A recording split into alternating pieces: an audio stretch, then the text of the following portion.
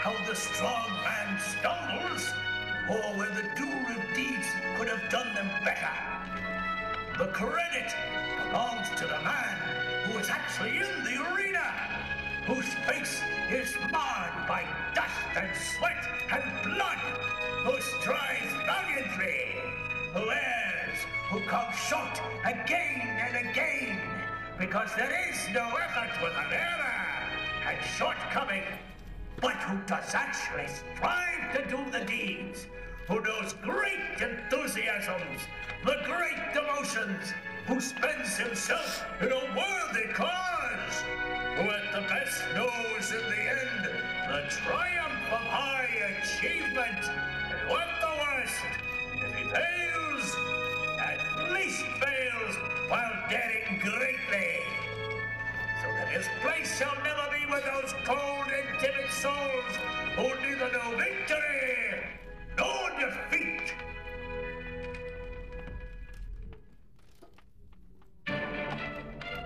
In late April 1898, during the midst of the Spanish-American War, Theodore Roosevelt, then Assistant Secretary of the Navy, asked for permission to start a volunteer cavalry regiment called the Roughriders. On May 15, 1898, Teddy visited the famous Minger Hotel in San Antonio, recruiting hundreds of rugged, strapping Texas men to join the fight. On May 29, 1898, 1,060 Rough Riders made their way to the Southern Pacific Railroad to travel to Tampa, Florida, where they would set off for the battleground of Cuba. Upon arrival on Cuban shores, the Rough Riders were given the marching commands to San Juan Hill, where over 1,000 Spanish soldiers held the area. On July 1st, 1898, Roosevelt got his men into position, and Teddy, on his horse Texas, charged the hill, leading his men while waving his hat in the air and cheering. After a bloody, hard-fought battle, San Juan Hill was taken. Soon after, the Spanish government surrendered to the United States and agreed to an armistice that relinquished their control of Cuba. On the morning of September 15, 1898, just a short 4 months after Teddy first began recruiting men, the regimental property was turned back over to the United States government. The Rough Riders said one last goodbye to each other. And with that, Roosevelt's Rough Riders were disbanded. In 2001, Teddy Roosevelt was posthumously awarded the Medal of Honor for his actions on the battlefield, making him and the Rough Riders forever ingrained as American legends.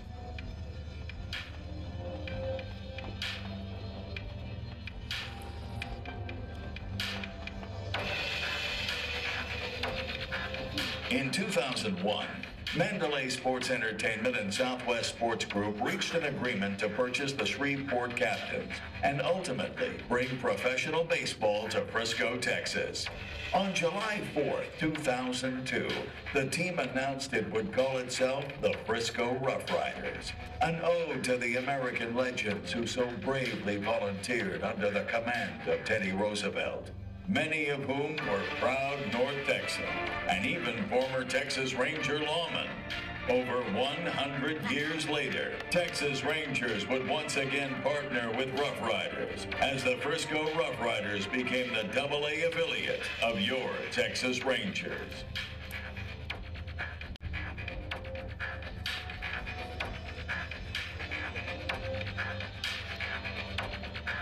The Rough Riders began to play in Frisco in April of 2003 at beautiful Dr. Pepper Ballpark as a member of the Texas League South Division. Bringing a fun and exciting brand of baseball to the North Dallas-Fort Worth area, the Rough Riders quickly began to not only win games on the field, but also the hearts of fans from across North Texas. The team has not let up from the fast start in their inaugural season, leading all of AA baseball in attendance for 12 consecutive seasons, a streak that continues today. In addition to winning the Texas League Championship in 2004, the team has been named Minor League Baseball Franchise of the Year in 2007 and one of the top 5 most valuable franchises in all of minor league baseball in 2012 by Forbes magazine. On June 16, 2014, it was announced that Mandalay Sports Entertainment entered into a definitive agreement with Chuck Greenberg, Scott Sanju, and a group of local investors for the sale of the Frisco Roughriders franchise, marking the dawn of a new era for Roughriders baseball. That new era begins now.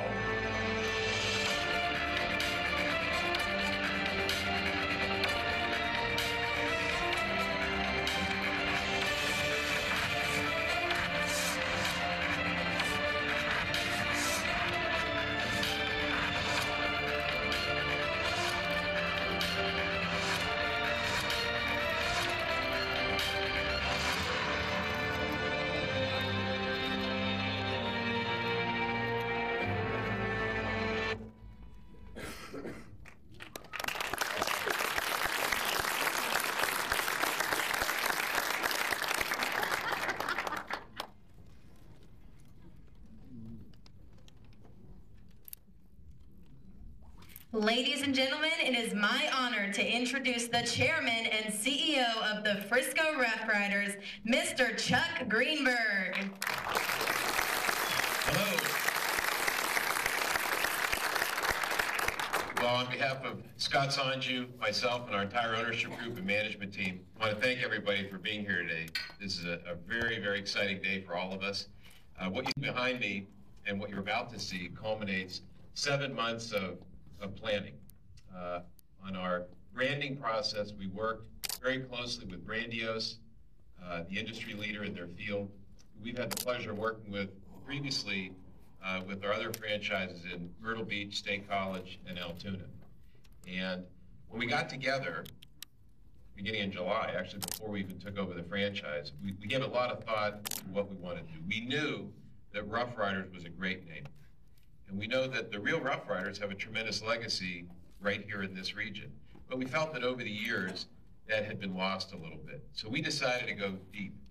And by going deep, we wanted to reconnect the franchise with the heroic legacy of the original Rough Rider, Teddy Roosevelt, with the Rough Riders themselves, and take great care to be true to the history of the Rough Riders, of Teddy, and of the region. So it all begins with our team colors. Our team colors are scorched red, cream, slate blue, and Texas Navy. It's our take on traditional American red, white, and blue, and the Texas Rangers red, white, and blue, but as though it's true to the era and has been exposed to the Texas sun for a period of time. So the red is a scorched, deeper red, the white has become a cream, and the blue has faded somewhat into a slate. Now what's cool about this is that even the slate blue matches up with the actual shirts that the Rough Riders wore in battle. So again, we try to be very true historically. And of course, our ultimate leader is the great Teddy Roosevelt. And as you see in our logos, we've got 2 depictions of him. Swinging Teddy, which is a part of our primary logo, and Smiling Teddy, which both of which are based, I can't actually say I ever saw a picture of him swinging a baseball bat. But of course, there's a famous picture of an older Teddy smiling, and we've adapted that into one of our logos. And we think that all of these are going to be truly iconic. So we're very, very excited about that.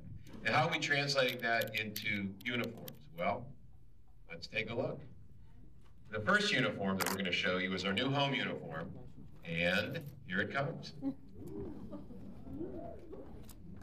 Now, as you can see, it's a cream rather than a white, again, true to the way things were over 100 years ago when there really wasn't a lot of bleach, and again, it's as though the white of red, white, and blue has been exposed to the sun and weathered it a little bit, and it's just a great look. You can see the cap is on our scorched red cap with our overlapping stylized R's, and we've taken care, even the base of the legs on the R's are meant to be reminiscent of Teddy Roosevelt's iconic mustache.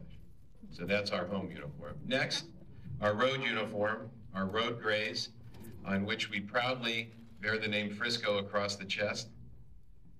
And it's a gray version of the home jersey with Frisco. And as you can see on both of those, the numbers on the front are the slate blue, and then on the back, gentlemen, if you'll give everyone a look, it's in the scorched red. All right. Then we've got two alternate jerseys. The first is our scorched red, and here it comes. And you see with each of these, we've got Smiling Teddy being worn proudly on the left sleeve. And then our fourth alternate jersey, or I should say our second alternate jersey, our fourth game uniform, is in the slate blue. And again, this is very reminiscent of the actual jerseys that the Rough Riders wore in battle. And as you can see, this one is being worn with one of our alternate caps, which has Swinging Teddy atop it. So ladies and gentlemen, that is the look of your new, refreshed, rebranded Frisco Roughriders.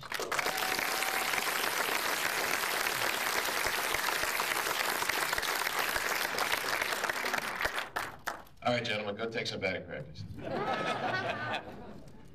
All right, so the look is just the beginning, because most of all, there's the fan experience. I think everyone who knows anything about my involvement in other franchises, whether it be the Texas Rangers or other minor league teams, knows that everything begins, continues, and ends with what can we do to make the best fan experience possible.